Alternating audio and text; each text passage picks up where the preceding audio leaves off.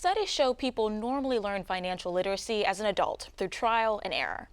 The National Endowment for Financial Literacy ranked Louisiana students 48th in financial capability. But Governor John Bel Edwards just recently signed a bill that will require all high school students to take a course so they can understand financial literacy from beginning to end. Take a look. You authored a bill that would require financial literacy courses to be taught to high schoolers. How did you come up with the idea? So I was actually reading an article on CNBC about 2 years ago, and it was discussing how states and specifically students are just very financially illiterate.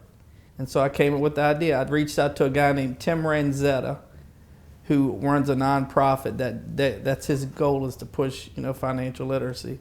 And I said, Tim, what is it going to take? What can I do to make this bill a reality in Louisiana? Very proud of the bill. It's actually the 22nd. We're the 22nd state in the nation to do this. So there's a lot of people behind us, or following us, I should say. And just very positive outlook for what's going to happen for our students. So we mentioned financial literacy, and I'm sure people have their idea of what that means, but in your bill, what exactly does that outline? So it's going to be many things: business credit, lines of credit, how interest works, how to balance a checkbook.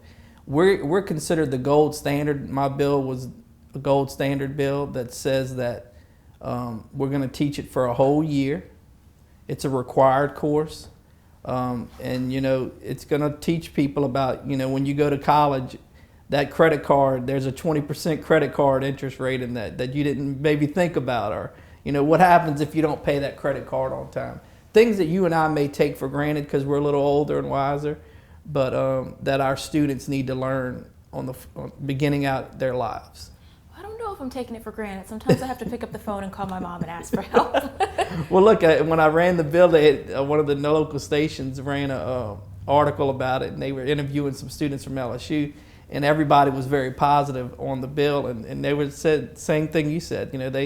They didn't get the kind of education that they needed to learn, these kinds of tools for their future. Yeah, you're kind of just thrown into it, and adulthood is just like, okay, good luck. Right, exactly. So for these students that are going to have these courses, when is it expected to actually hit schools, and who's going to help develop the curriculum? So it starts next year, but it only applies to 11th graders. So if you're a freshman next year, then in 11th grade you'll get it. So really it starts in about 3 years. And the reason we want to do that is we're requiring this for TOP, so it's a required course. And we wanted to make sure we could roll it out timely and it didn't hurt anybody as far as getting into college or things of that nature. It's going to be one of those courses that you're going to be required to take. And I got a little pushback because people were saying, you're limiting students. And my response to them was, when's the last time you've used calculus or algebra in your everyday life?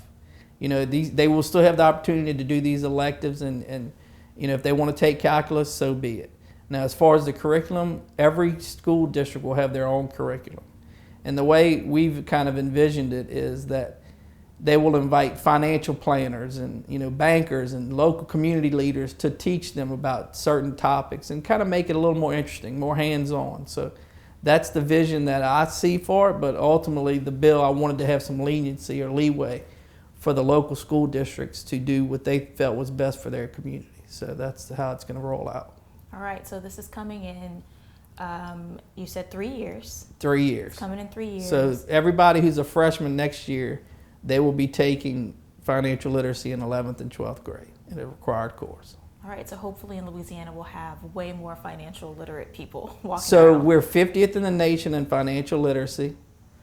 I predict we'll be higher up on that number in a few years, and I'm excited to see if this works out for us, and I think it will. Is there anything that you wanted to say that I didn't ask? Well, I thought the most compelling part of the whole process was during the legislative session.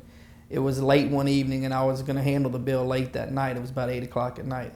And the bills prior to this bill were very contentious, and there was a lot of dissent in the House.